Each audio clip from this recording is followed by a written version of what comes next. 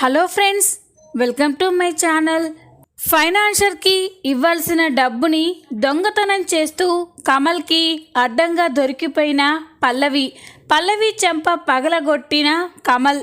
అసలు ఏం జరగబోతుంది తెలుసుకోవాలి అంటే ఈ వీడియోని చివరి వరకు చూడండి. ఈ వీడియో చాలా ఇంట్రెస్టింగ్గా ఉండబోతుంది.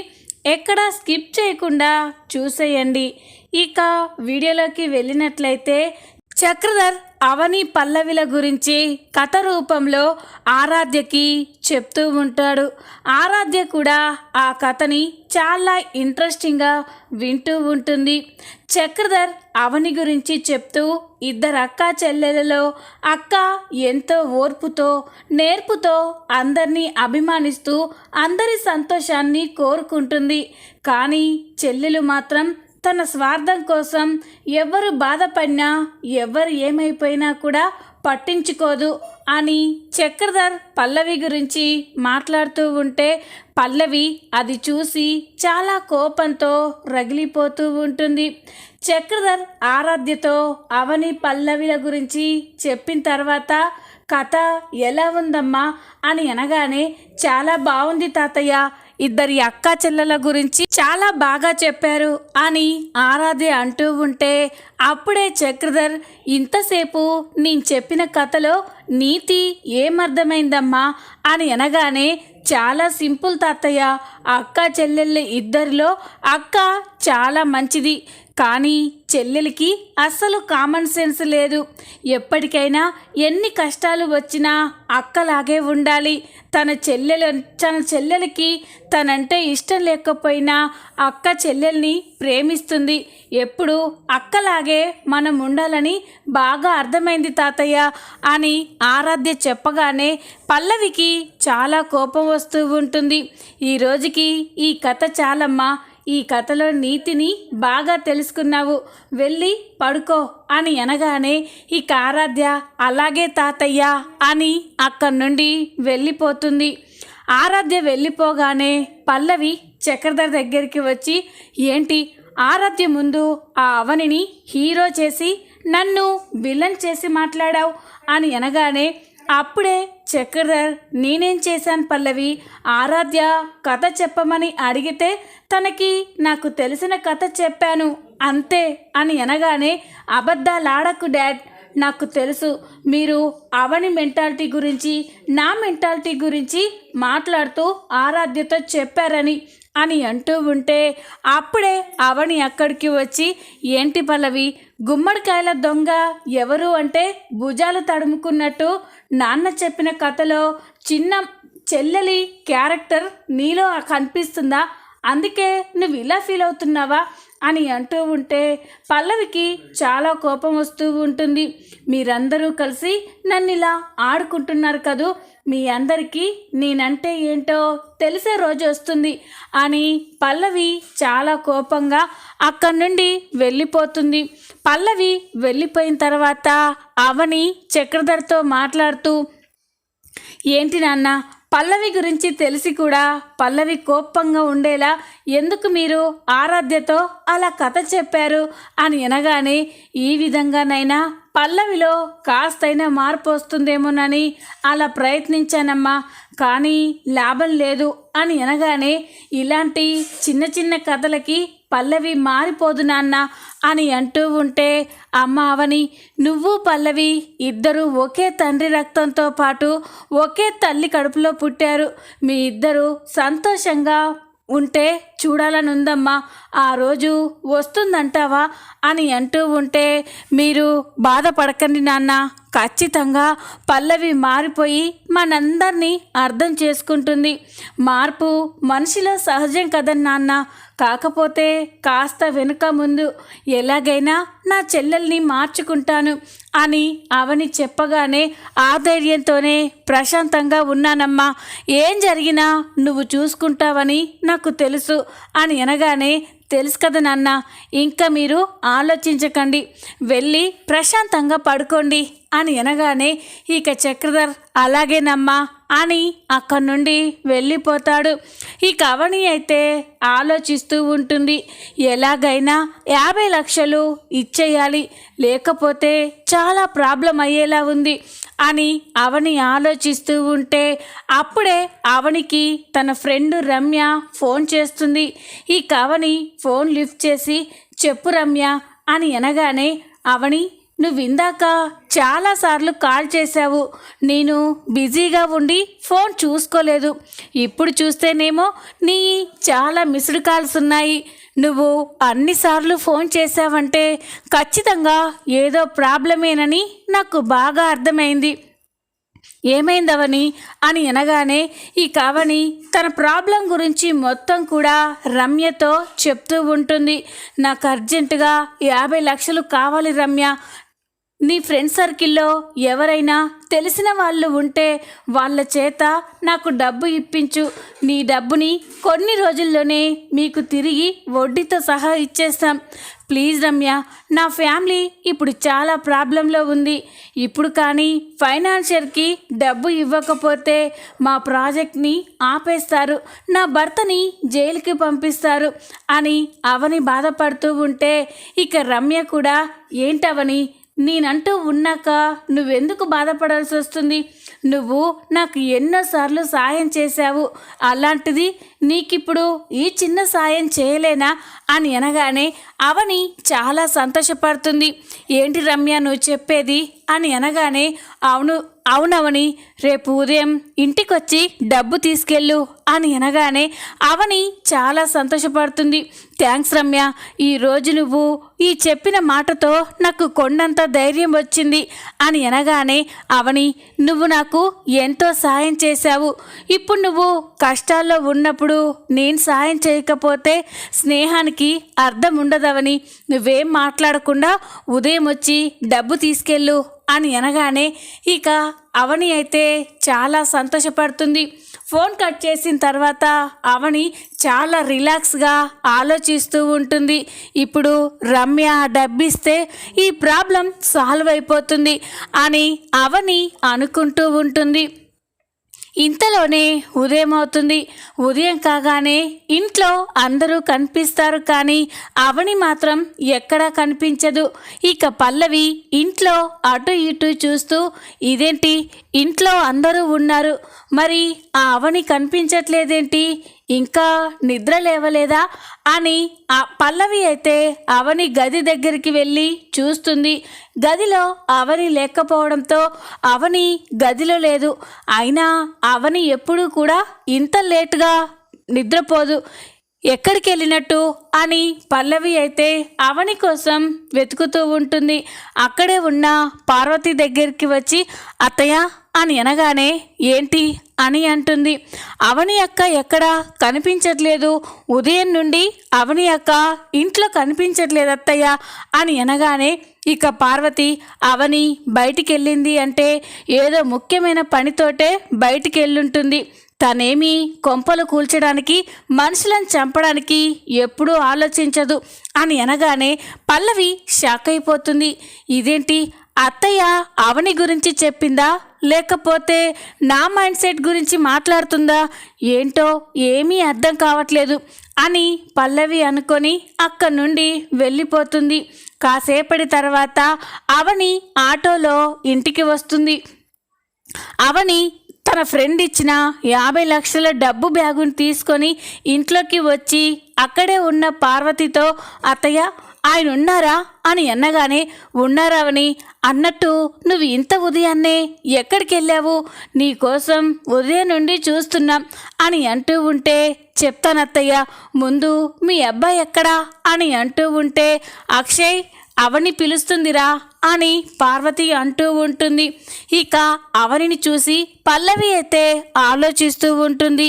ఈ అవని ఎక్కడికి వెళ్ళుంటుంది అని అనుకుంటూ ఉంటుంది. ఇంతలోనే అక్షయ్ కమల్ అక్కడికి వస్తారు.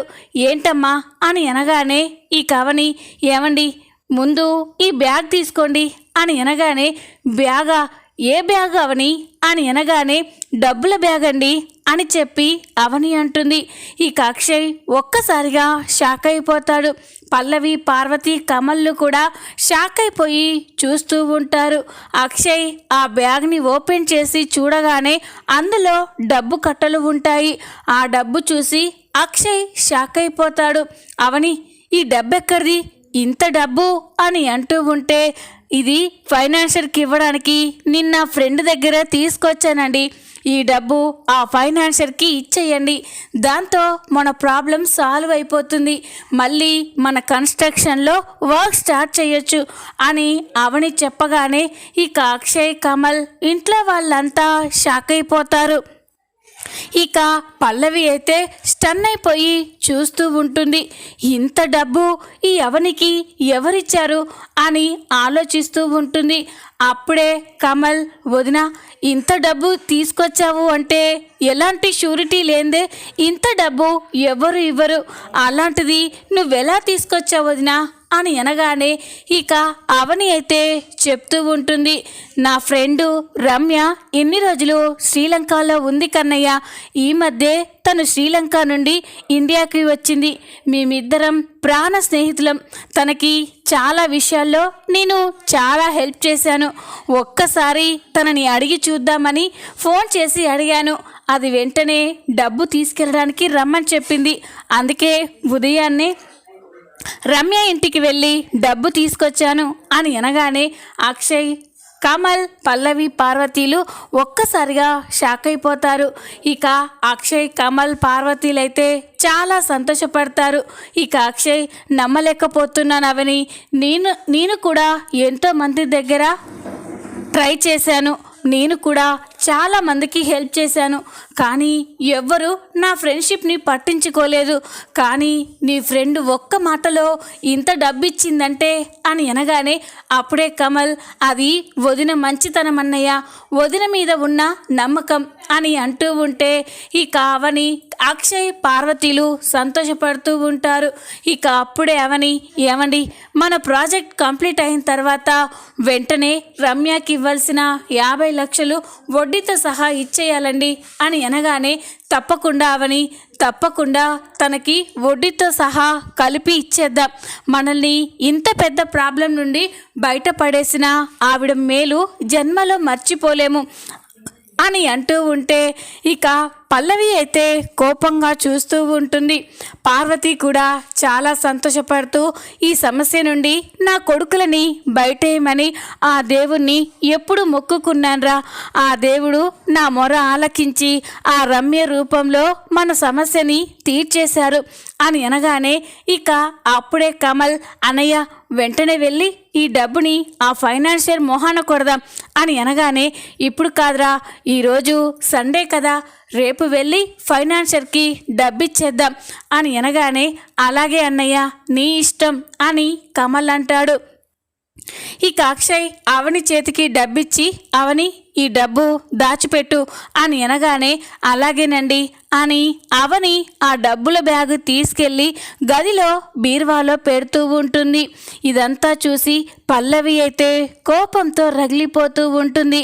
ఈ విషయం ఎలాగైనా రాజేశ్వరికి చెప్పాలి అని పక్కకు వెళ్ళి రాజేశ్వరికి ఫోన్ చేస్తుంది.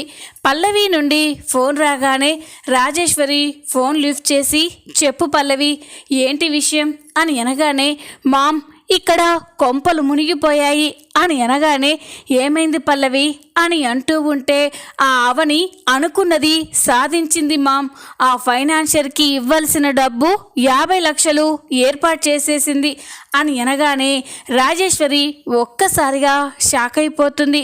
ఏంటి పల్లవి, ఏమంటున్నావు నువ్వు? అంత డబ్బు ఆవనికి ఎక్కడి నుంచి వచ్చింది?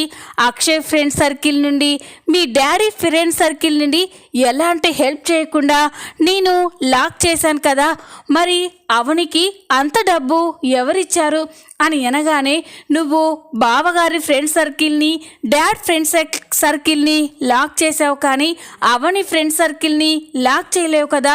అవని ఏమో అనుకున్నాను, కానీ దానికి కూడా పెద్ద పెద్ద కోటీశ్వరులు ఫ్రెండ్గా ఉన్నారు.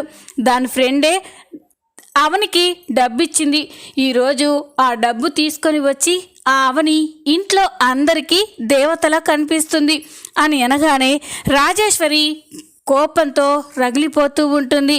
ఇప్పుడు ఏం చేస్తున్నారు అంటే ఆ డబ్బుని ఫైనాన్షియర్కి కట్టేశారా అని అనగానే, లేదు మామ్, ఈరోజు సండే కదా, రేపు మార్నింగే నా మొగుడు అక్షయ్ బావ కలిసి ఆ డబ్బు ఫైనాన్షియర్కి కట్టాలని అనుకున్నారు అని అనగానే, ఇక రాజేశ్వరి, చూడు పల్లవి, ఎట్టి పరిస్థితుల్లో ఆ డబ్బు ఫైనాన్షియర్కి చేరకూడదు అని అనగానే పల్లవి షాక్ అయిపోతుంది. ఏంటి మామ్ అని అంటూ ఉంటే, అవును పల్లవి, ఆ డబ్బు కానీ ఫైనాన్షియర్ దగ్గరికి వెళ్ళి మళ్ళీ ఆ అక్షయ్ ప్రాజెక్ట్ని స్టార్ట్ చేశాడు అంటే మనం ఓడిపోయినట్టే. ఇక వాళ్ళని మనం ఏమీ చేయలేం. మనం అనుకున్నది సాధించాలి అంటే ఆ కన్స్ట్రక్షన్ అలాగే ఉండిపోవాలి. అలా ఉండిపోవాలి అంటే ఫైనాన్షియర్కి ఇవ్వాల్సిన డబ్బు ఇవ్వకూడదు అని అనగానే, అది ఎలా మామ్, రేపు డబ్బు తీసుకెళ్ళి ఇస్తారు కదా అని అంటూ ఉంటే, ఆ డబ్బు ఫైనాన్షియర్ దగ్గరికి వెళ్లకుండా నువ్వే చేయాలి పల్లవి. ఈ రాత్రికే ఆ అవని దాచిపెట్టిన 50 లక్షలు నువ్వు దొంగతనం చేయాలి అని అనగానే ఇక పల్లవి షాక్ అయిపోతుంది. ఏంటి మామ్ అని అంటూ ఉంటే, అవును పల్లవి, ఇప్పుడు మనకున్న మార్గం అదొక్కటే. నువ్వు కానీ ఆ డబ్బు దొంగతనం చేశావు అంటే ఇక అవని అక్షయ్ జీవితంలో కోలుకోలేరు. మళ్ళీ వాళ్ళకి అంత డబ్బు ఎక్కడా కూడా పుట్టదు అని అనగానే పల్లవి ఆలోచిస్తూ ఉంటుంది. ఓకే మామ్, నువ్వు చెప్పినట్టే ఆ డబ్బుని ఈ రాత్రికే దొంగతనం చేసేలా ప్లాన్ చేస్తాను అని అనగానే ఇక రాజేశ్వరి, జాగ్రత్త పల్లవి, నీకే ప్రాబ్లం రాకుండా చూసుకో అని అనగానే ఓకే మామ్ అని కాల్ కట్ చేస్తుంది. ఇక రాత్రి కాగానే అందరూ కలిసి బయట భోజనం చేస్తూ ఉంటారు. అప్పుడే ఇక అవని, ఏంటి పల్లవి, నువ్వు భోంచేయవా అని అనగానే, నాకు ఆకలిగా లేదు, మీరు తినండి అని అంటూ ఉంటే, అదేంటి పల్లవి, మన ఫ్యామిలీ పెద్ద ప్రాబ్లం నుండి గట్టెక్కినందుకు అందరం ఇంత సంతోషంగా ఉంటే నువ్వేంటి అంత చిరాగ్గా ఉన్నావు అని పార్వతి అంటూ ఉంటే, అదేం లేదత్తయ్య, కాస్త హెడేక్గా ఉంది అంతే, మీరు తినండి, నాకొద్దు అని పల్లవి అయితే ఇంట్లోకి వెళ్తుంది. అందరూ కూడా భోజనం చేస్తూ ఉంటే ఇక పల్లవి, ఇదే సరైన సమయం, ఆ అవని గదిలో ఉన్న డబ్బులు కొట్టేయడానికి ఇంతకంటే మంచి ఛాన్స్ లేదు. వెళ్ళి అవని గదిలో ఉన్న ఆ 50 లక్షలు దొంగతనం చేయాలి అని పల్లవి అయితే ఇక అవని గదిలోకి వెళ్ళి డబ్బు కోసం వెతుకుతూ ఉంటుంది. అలా వెతుకుతూ ఉండగా కబోర్డ్లో అవని పెట్టిన డబ్బుల బ్యాగు కనిపిస్తుంది.